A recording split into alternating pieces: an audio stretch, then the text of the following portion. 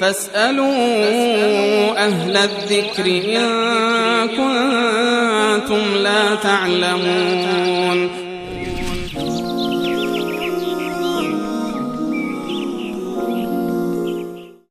سوال بعدی بیننده در مورد این است که امام که معیوب است، پایش به طرف قبله دراز نمی شود، آیا نماز پشت سرش درست است؟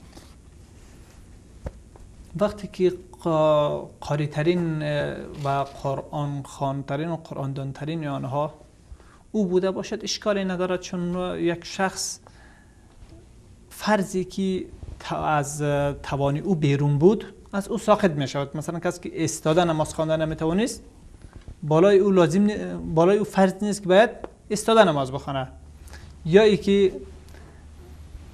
پای نداشت بالای او لازم نیست که برای خود پای اصلی پیدا کنه تا اینکه تمام حرکات ها را طبیعی انجام بده. پس در دایره‌ای که مکلف هست باید او را درست ادا کنه، در دایره‌ای که از مکلفیت بیرون هست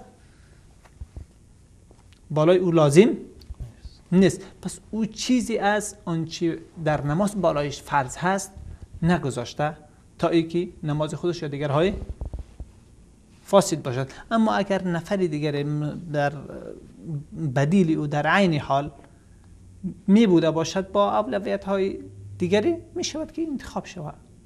در غیر او هیچ اشکالی در ای وجود ندارد.